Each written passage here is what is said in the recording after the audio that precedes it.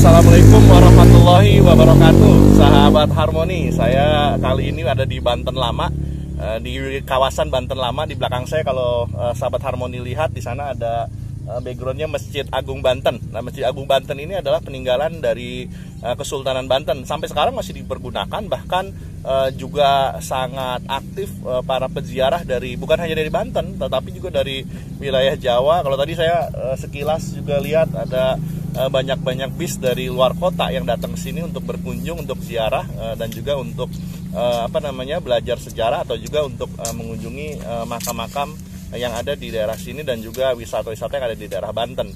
Nah, saat ini pandemi, saya bersama sepeda kesayangan saya, ya, sepeda yang ini yang sering saya goes sekarang. Dan juga rasanya sekarang sepeda ini jadi jadi hal yang lumrah. Sekarang orang banyak bermain sepeda untuk bisa menjaga kesehatan mental, kesehatan fisik, ya. Semoga bukan hanya fisik, maksud saya adalah juga mental yang kita jaga. Nah, kali ini saya coba mengobrol-ngobrol lagi-lagi dengan rekan-rekan Harmoni, sahabat Harmoni, yang kita kali ini ngobrol tentang new normal. Jadi kebetulan nanti saya di jam 1, ini pagi, ini masih jam 6 ya, jam 1 nanti saya ngisi juga seminar terkait dengan adaptasi new normal. Nah, kali ini saya bicaranya bukan tentang bisnis ansih, ya, bukan tentang strategi bisnis, strategi marketing, strategi digital, tapi kali ini saya akan ngajak ngobrol kita terkait dengan new normal itu sebenarnya memang apakah new normal, atau jangan-jangan it is real normal. Itu yang mungkin kali ini kita coba obrolkan. Kalau saya malah melihatnya, jangan-jangan ini adalah new normal itu sebenarnya adalah the real normal yang seharusnya. Kita lihat sebenarnya alam pada dasarnya selalu menjaga keseimbangannya. Bahkan tubuh kita pun sama. Kalau kita lihat tubuh kita itu selalu menjaga keseimbangannya. Misalnya, kenapa kalau kita habis makan keripik, makan ciki, atau makan yang asin-asin, kita pasti akan didorong oleh tubuh kita untuk segera minum. Nah, kita merasa haus. Karena tubuh kita itu begitu kita masuk satu makanan, kemudian kemudian kita cerna, saat itu tubuh melihat, oh, yang kita cerna ini banyak garam, kemudian banyak komposisi lainnya, maka tubuh mendorong kita, ini lu nggak seimbang nih, jumlah air lu lebih sedikit ketimbang jumlah asupan yang masuk. Jadi tubuh karena melihat adanya ketidakseimbangan, tubuh melihat, ayo segera minum dengan cara haus atau lapar. Tidak sama begitu. Lapar kondisi tubuh ketika membutuhkan nutrisi tambahan, karena selama ini mungkin dilihat, oh, nutrisinya sudah mulai berkurang nih. Kemudian akhirnya timbullah rasa lapar, akhirnya kita didorong untuk segera makan. Terlepas ada orang yang selalu merasa lapar, ya, karena kebiasaannya tubuhnya dibiasakan untuk selalu makan banyak. Sama seperti saya, dulu nggak bisa tidur gitu ya, kalau nggak belum makan mie, kalau belum makan nasi gitu. Tapi sekarang ketika kita coba balancing keseimbangan, akhirnya sekarang sudah hampir jarang makan nasi lah. Mungkin sehari sekali makan nasi paling. Artinya apa? Tubuh akan mencari keseimbangannya sendiri. Ketika kita merasa lelah atau merasa tubuh kita itu kelihatannya aduh nggak enak badan, tubuh akan bilang, ngasih sinyal, segera lu tidur. Maka kenapa kalau orang tidak enak badan, biasanya tubuh akan bilang, lu segera tidur deh, dibikin ngantuk kita. Mekanisme alam menyuruh kita untuk segeralah tidur, untuk beristirahatkan diri, untuk kita kembali pulih. Jadi rasa kantuk juga adalah bagian dari tubuh menjaga keseimbangannya. Nah, terlepas dari kontroversi terkait dengan corona, apakah itu buatan manusia, apakah itu teori konspirasi, saya tidak akan masuk ke sana. Tetapi yang saya lihat adalah ketika kondisi, orang bilangnya new normal, saya melihatnya ini it is real normal. Dengan adanya corona ini, orang akhirnya dikembalikan kepada konon adalah, kita nyebutnya adalah dikembalikan kepada keadaan kondisi baru yang orang sebut new normal. Misalnya orang akhirnya banyak di rumah untuk bekerja, work from home, kemudian akhirnya orang malah banyak menghabiskan waktu di rumah. Nah, karena orang nyebutnya ini new normal, orang merasa butuh penyesuaian yang luar biasa, malah akhirnya banyak orang stres, berada di kondisi banyak di rumah. ya ini saya mendapatkan banyak sekali curhatan baik di media sosial maupun curhatan teman atau curhatan orang-orang lah ya, dengan begini, aduh gue stres nih di rumah, malah harus ngurusin anak, sekolah juga gimana sih, udah gue bayar diskon cuma 10%, kita yang suruh ngajarin, gurunya enak-enak ongkang-ongkang kaki, malah kita orang tua yang harus ngajarin, dan banyak lagi begitu. Akhirnya ada juga yang kalau data-data statistik bahkan kita lihat di media massa lah sudah jamak, misalnya tingkat percayaan makin tinggi, kemudian juga termasuk ada juga sih sebenarnya tingkat kelahiran juga makin tinggi, itu juga banyak fakta-fakta begitu ya, data statistik yang sering kita baca di media massa. Jadi kelahiran banyak juga, perceraian juga malah makin meningkat tuh di pengadilan agama. Nah, kalau kita lihat misalnya, yuk coba kita berpikir kembali, kita coba lihat secara spiritual kembali kepada fitrahnya. Sebenarnya ngurus anak itu tugasnya sekolah apa tugasnya orang tua sih? Ini yang harus kita kembali coba renungkan. Ini tugasnya sekolah apa tugasnya orang tua, atau kewajiban orang tua? Mendidik anak tuh kewajiban sekolah apa kewajiban orang tua? Saya terus terang sejak SMA, bahkan SMP kelas 3, itu saya membaca buku Sekolah Itu Candu. Saya sempat terpengaruh juga oleh buku itu, dan tetapi ya tidak sampai meninggalkan sekolah, bahkan saya sampai kuliah ya, tetap seperti itu. Bahkan sempat sih waktu itu, ya ngapain gua sekolah nih. Tetapi yang menarik dari buku itu ternyata buku itu Sekolah Itu Candu, dan banyak buku lainnya, The Schooling Society ya. Saya juga nanti mau bongkar-bongkar perusahaan saya lagi nih, masih ada nggak Sekolah Itu Candu ya buku itu. Itu saya baca berulang-ulang. The Schooling Society juga sama, masyarakat pembelajar, kalau orang nyebutnya masyarakat pembelajar, sebenarnya masyarakat The Schooling Society itu masyarakat tanpa sekolah. Kalau kita bicara di sana malah asal mula sejarah sekolah itu apa sih sebenarnya? Asal mula sejarah sekolah itu sebenarnya di zaman Yunani saat itu, atau sejarah banyak yang berbicara tentang sekolah. Jadi ada banyak perbedaan sejarah terkait dengan sekolah. Tapi yang paling jamak kita dapatkan adalah sekolah itu dulu adalah ketika orang tuanya banyak istilahnya berperang, orang tua yang cowok, yang laki-laki harus mempersiapkan untuk berperang, untuk mempersiapkan untuk mencari nafkah. Juga ibu mulai sibuk, para sosialita. Akhirnya mulai ada penitipan anak gitu ya, untuk dididik banyak ya, keterampilan dasar dulu awalnya untuk bagaimana mempertahankan hidup segala macam. Tapi lama kelamaan tuh dulu hanya sekedar dititipkan untuk dididik, tapi lama kelamaan malah terjadi terlembagakan. Nah ini yang akhirnya itu cikal bakal ketika terlembagakan, malah dulunya hanya sejam 2 jam, kemudian jadi 4 jam, bahkan sampai seharian, sampai setengah hari. Jadi akhirnya tercipta sendiri yang namanya sekolah. Dan akhirnya sekolah ini sudah malah, kalau saya melihat banyak orang tua yang malah pokoknya anak gue buat titipin nih, silakan lu, tugas lu gitu. Kalau ada apa-apa malah banyak orang tua nuntut sekolah karena anaknya lebam lah, karena berantem lah, kayak karena mungkin dididik oleh gurunya, menurut mereka juga para orang tua ini selalu berlebihan mendidiknya. Artinya akhirnya bahkan sekarang new normal ini malah mendorong orang, loh kok sekolah ini menyerahkan tanggung jawab pada kita udah bayar loh. Tugas orang tua ini, kalau ini pribadi saya, silakan nanti kita berdiskusi. Tugas kita ini bukan cuma membayar sekolah, tapi tugas kita mendidik. Pada akhirnya memang karena kita merasa gua udah bayar sekolah, ya sudah kita bayar sekolah ini lu punya tanggung jawab gitu. Melupakan tanggung jawab kita bentuk mendidik. Bahkan ketika akhirnya kita melupakan fitrah itu, bahwasanya anak itu adalah aset terbesar yang akan dipertanggungjawabkan bukan cuma di dunia tapi di akhirat nanti. Pertanggungjawaban atas itu.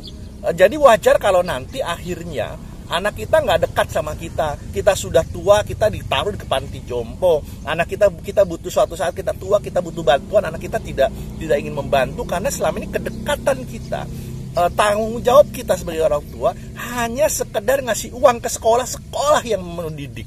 Kita melupakan itu. Nah, saya melihat ini adalah cara alam, cara Allah, cara Tuhan untuk menyadarkan kita. Ya semoga kita sadar, termasuk saya juga baru sadar akhirnya gitu ya. Jadi saya juga baru sadar gitu. Saya percaya nilai itu dibangun dari keluarga, dari sekolah, yes gitu. Tapi paling tinggi adalah paling utama adalah di rumah. Di sekolah diajarkan disiplin, sampai ke rumah anak kemudian tidak diajarkan disiplin atau malah melanggar disiplin karena melihat orang tuanya secara moral tidak mengajarkan secara role model. Dilarang merokok, orang tua merokok. Dilarang makan sambil tidur, orang tua makan sambil tidur. Suruh cuci tangan mau sebelum makan, orang tua nggak cuci tangan sebelum makan. Jadi yang diucapkan kadang oleh kita sebagai orang tua itu malah mencontohkan hal-hal yang buruk. Jangan main handphone mulu lah. Selama ini kita lihat kita main handphone terus tidak gitu. Di rumah seharian kerja di kantor, pulang ke rumah kita main handphone terus tuh setiap hari. Setiap hari kita main handphone terus, anak main suruh nonton handphone, kitanya main handphone. Akhirnya yang terjadi apa? Yang terjadi adalah kita adanya ketidakdekatan dengan anak, dan pembangunan moral itu hanya sekedar ucapan, bukan tindakan, bukan role model. Oh, ini curhat sekali saya, orasi. Saya ingat sekali kemarin, sangka orasi ya sorry, saya malah terbawa semangat, sorry. Terbawa emosi juga gitu, karena saya baru tersadarkan ya. Apakah kesadaran saya ini kesadaran semu atau kesadaran nyata, ataukah mungkin kesadaran yang benar atau tidak, saya nggak tahu. Tapi yang pasti kita diskusi, teman-teman. Kita diskusi, itu yang akhirnya saya sadari, akhirnya new normal, it is not new normal, this is the real normal sesungguhnya. Artinya apa? Contoh tadi sekolah, saya cukup panjang bahas sekolah ini gitu. Artinya tugas orang tua bukan cari duit, kasih uang ke sekolah kita lempar tanggung jawab, tetapi tugas mendidik anak adalah di kita. Yes, kalau pada kondisi lalu abang, mas mau akhirnya mau sekolahkan anak nggak ke sekolah? Ya saya juga mau sekolahkan gitu.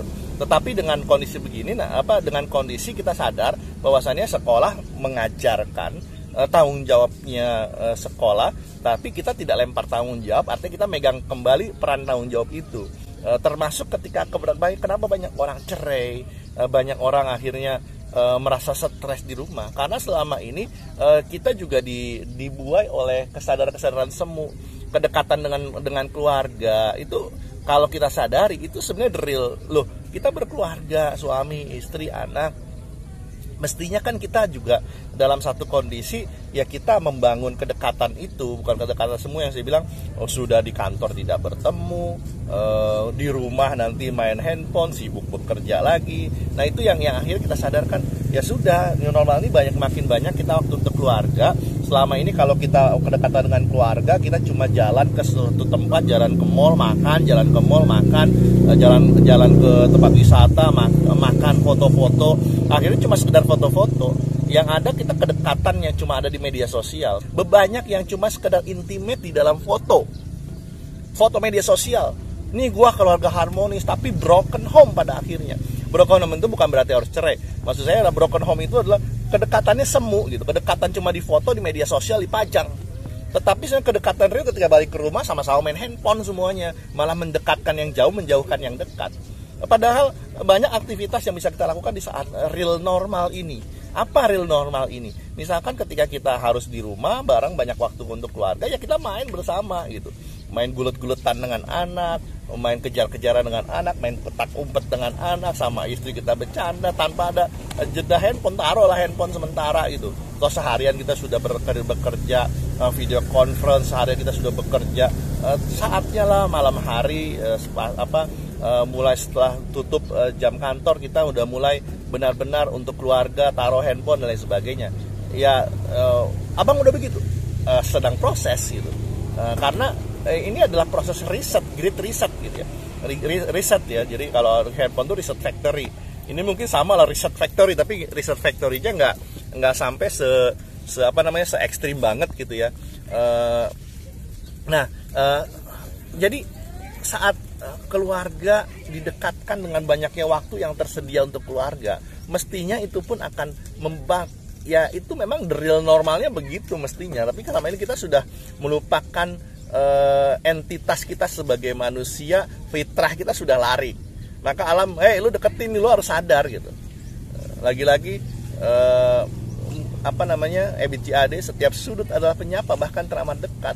Termasuk sudut-sudut corona ini sebenarnya menyadarkan kita, tapi akhirnya juga banyak yang tidak sadar. Kalau kita lihat, wah ini akhirnya kita susah dong, dibatasi lalu lintas. Kemudian loh, akhirnya kita melihat juga fakta membuktikan misalnya tingkat polusi berkurang signifikan, tingkat kebersihan jalanan, kebersihan kota, lingkungan, alam itu meningkat semuanya. Polusi berkurang. Kenapa? Karena selama ini kita telah mengotori alam, dan alam pada akhirnya menjaga keseimbangannya. Jadi sunatullahnya adalah hukum alamnya adalah akhirnya kita dikembalikan pada fitrah kita. Ya sudahlah, alam nih mungkin alam sudah bosan gitu ya. Mungkin Tuhan sudah bosan mendengar cerita kita gitu. Itu ikhtiar itu sangat-sangat luar biasa gitu. Jadi mungkin alam juga marah gitu, karena kita selama ini juga merusak alam. Jadi dikembalikan ke fitrah. Dan ini mungkin the real normal pada akhirnya. Orang mulai sadar, loh kalau nggak mati corona, orang banyak mati obesitas. Di Amerika, di luar negeri, mungkin di Indonesia juga mengarah ke sana. Banyak orang akhirnya meninggal karena ya memang meninggal adalah ajal. Tetapi ajal pun kita butuh upaya kita, karena kita nggak pernah tahu ajal kita kapan, dan ajal kita akan menjemput dalam bentuk apa dan bagaimana kita dijemput ajal. Ya semoga kita sampai tua kita sehat selalu, ketika ajal menjemput kita dalam kondisi benar-benar bertakwa, benar-benar dalam kondisi the great people. Kita beribadah tanpa harus merasakan sakit berlama-lama di ranjang rumah sakit, di ICU. Semoga nggak begitu. Nah maka orang akhirnya tersadarkan, yuk kita jaga kesehatan. Jaga kesehatan apa? Sepeda sudah mulai digunakan orang untuk bersepeda. Untuk digunakan untuk berolahraga. Orang sekarang mulai lari, orang sekarang sudah mulai fitness. Banyak orang-orang yang akhirnya gue turun berat badan nih saat pandemi. Ya, ada juga yang naik gitu ya. Yang turun berat badan mungkin yang kembali ke normal mungkin baru sudah kembali meriset dirinya. Jadi mereal normalkan dirinya. Bukan new normal ya, real normalnya kita kan memang tidak obesitas, karena ada keseimbangan keseimbangan badan sendiri. Kalau sudah terlalu berat juga capek, jantung bekerjanya capek, kita baru gerak dikit capek. Sorry, saya karena pernah merasakan berat badan hampir 100 ya, 98 kg. Sekarang saya sempat 70, sekarang 75 nih, udah naik lagi perut ya. Karena jarang push up segala macam, sekarang jarang ini ya, sepeda sudah mulai berkurang. Tapi harus selalu kembali kita ke sesungguhnya gitu, bahwasanya olahraga itu adalah fitrah, real normal. Menjaga kondisi fisik, kondisi raga, jiwa adalah real normal, bukan new normal. Jadi sepedaan sekarang laku ya mestinya memang sejak dulu laku. Riset di Amerika misalkan menyatakan sebenarnya orang itu di Amerika, di Eropa tuh orang itu sebenarnya bepergian tuh nggak lebih dari 10 kilo kok setiap harinya. Ya memang kalau kayak saya juga bepergian agak jauh sih, kerja di kantor ke rumah. Tapi kalau kita lihat umumnya orang normal 10 kiloan kok setiap hari perjalanan. Maka nanti konon akan sebenarnya orang yang paling normal adalah, yang paling real normal adalah ya sebenarnya ya sepedahan atau kendaraan transportasi yang sehat pada akhirnya, seperti itu. Nah itu sahabat harmoni. Jadi mulai polusi mulai hilang, itu kan sebenarnya fitrahnya begitu. Alam nggak rusak. Zaman dulu juga alam sehat-sehat saja, tapi sekarang kita keluar rumah udah mulai batuk karena polusi di perkotaan terlebih-lebih ya. Tapi sekarang sudah mulai agak kembali ke normal gitu. Bukan new normal ya, saya bilang lagi-lagi ini dalam kondisi renungan ya. Kalau kondisi kita ngajarin kita sharing sama orang kan, it is the new normal. Sebenarnya bukan new normal, it is tend to real normal, mengarah ke real normal sebenarnya. Ada keseimbangan yang seharusnya sudah sampai ke arah sana. Nah apalagi misalkan cuci tangan, ya memang fitrahnya orang-orang harus cuci tangan, mencuci muka, mandi lebih sering, kemudian lebih hygiene gitu ya. Itu kan juga sebenarnya fitrah banget gitu, normal banget, real normal banget. Tapi kita sudah lupa itu. Apalagi ya banyak kehidupan kita sebenarnya adalah kalau saya melihat kalau di kondisi renungan saya di tempat bersejarah ini di Banten lama ini, pada akhirnya semua yang kita lakukan ini adalah bukan new normal tetapi real normal.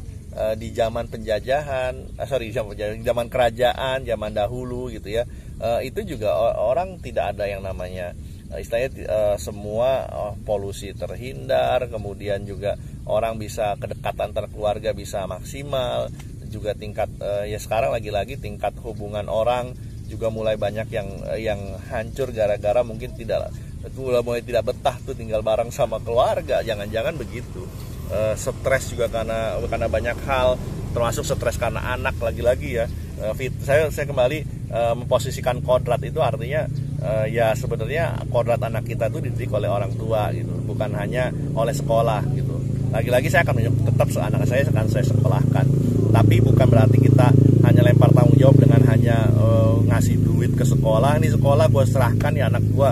Di sekolah udah kita seharian di kantor, anak kita diserahkan ke sekolah, sampai ke rumah juga kedekatan semu, cuma foto-foto seakan-akan mesra gitu. Weekend kita bukannya ngobrol sama anak, bercanda, tapi juga kita hanya sekedar main ke suatu tempat, asik-asik foto-foto, pamer-pamer tempat. Itu mungkin ya saya juga ini renungan saya ya.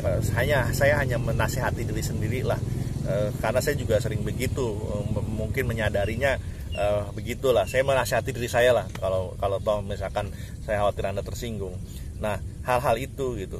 Sehingga atau misalkan seharian kerja di kantor sampai malam kita masih sibuk main handphone sendiri, anak kita tinggalkan suruh nonton handphone sendiri gitu ya, aktivitas sendiri. Akhirnya wajar lagi-lagi kalau suatu saat kita merasa di masa tua kita ya kita mungkin anak kita tidak sedekat yang kita harapkan.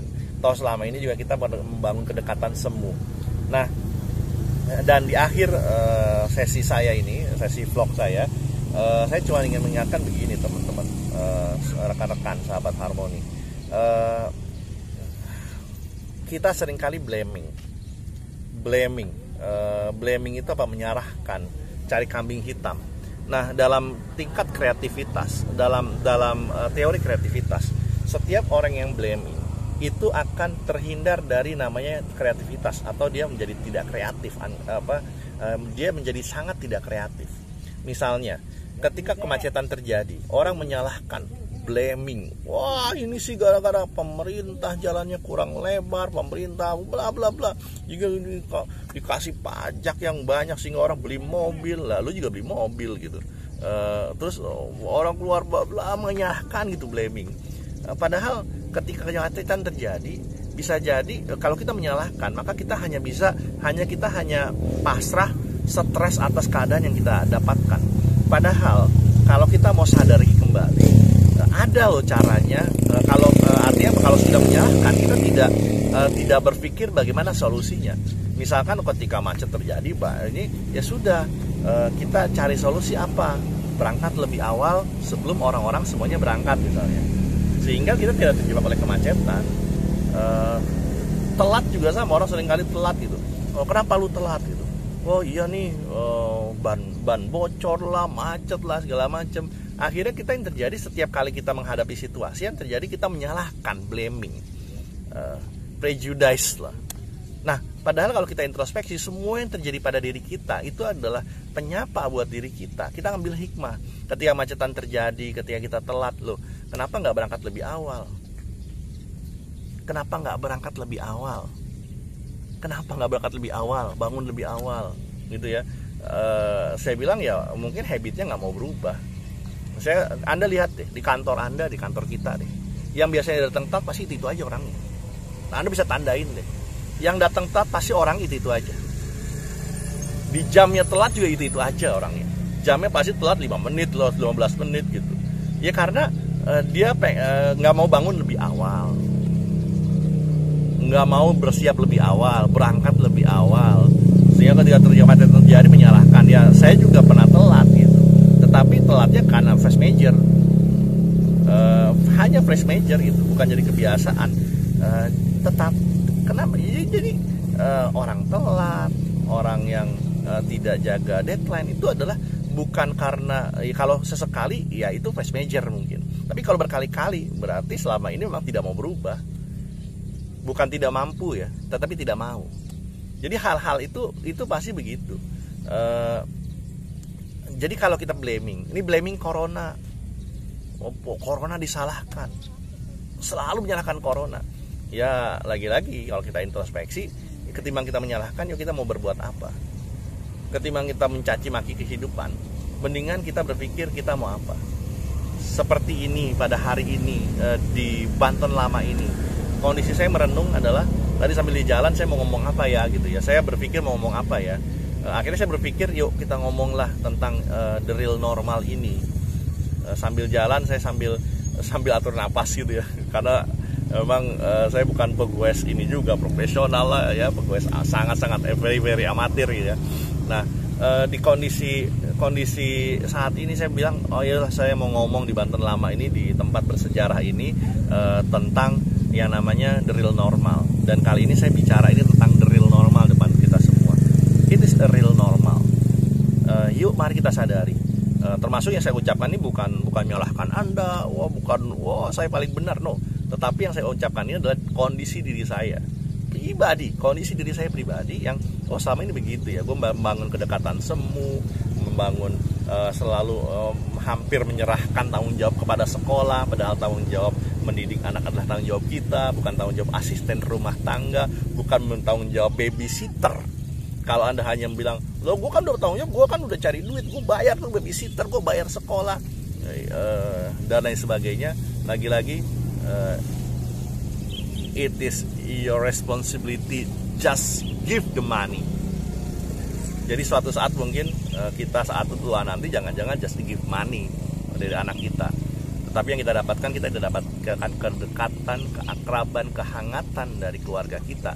Kita hanya mungkin dapatkan material dari anak kita nanti. Nauzubillah, amit-amit gitu ya. Jadi itu apalagi kesehatan, yuk mulai jaga dari sekarang.